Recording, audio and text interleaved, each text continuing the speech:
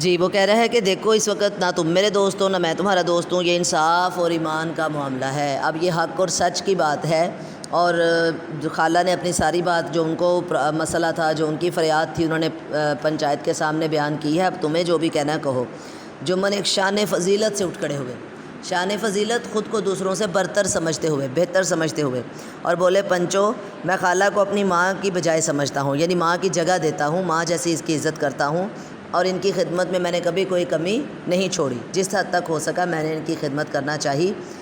ہاں عورتوں میں ذرا انبن رہتی ہے، انبن سے مراد جھگڑا، اور اس میں مجبور ہوں، یہاں میں کچھ نہیں کر سکتا، یہ میری بے بسی ہے کہ آپ کو پتہ ہے عورتوں کی تو یہ عادت ہی ہے، مگر ماہوار روپیہ دینا میرے قابو سے باہر ہے۔ جو خالہ کا تقاضا ہے، جو ان کی ڈیمانڈ ہے کہ مجھے مہینے بھر کا خرچہ الگ کر دیا کرو اور میں اپنا الگ کھا پی لیا کروں، تو وہ میرے اختیار میں نہیں۔ کھیتوں کی جو حالت ہے وہ کسی سے چھپی نہیں، آگے پنچوں کا حکم سر ماتھے پر، جو اس پنچایت کا فیصلہ ہوگا وہ میں تسلیم کروں گا۔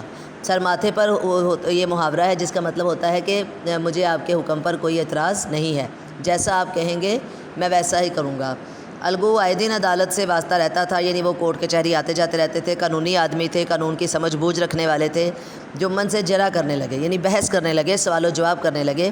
ایک ایک سوال جمن کے دل پر ہتھوڑے کی ضرب کی طرح لگتا تھا، یعنی اس کو یہ تکلیف ہو رہی تھی کہ یہ میرا دوست ہے، اور اس کو تو چاہیے کہ جرا کیے بغیر، بحث کیے بغیر فوراً میرے حق میں فیصلہ دے دے، یہ کیوں اس طرح کے سوالات کر رہا ہے۔ اس طرح سے تو پھر اسے یہ بھی افسوس تھا، یا یہ بھی اس کو تھوڑا سا شک تھا کہ سچ ظاہر ہو سکتا ہے اور میری پوزیشن کمزور ہو سکتی ہے، کیونکہ حق پہ تو خالہ ہی تھی نا۔ تو یہاں تک آپ کو یہ سمجھ آ رہا ہے نا جیسے میں پڑھا رہی ہوں۔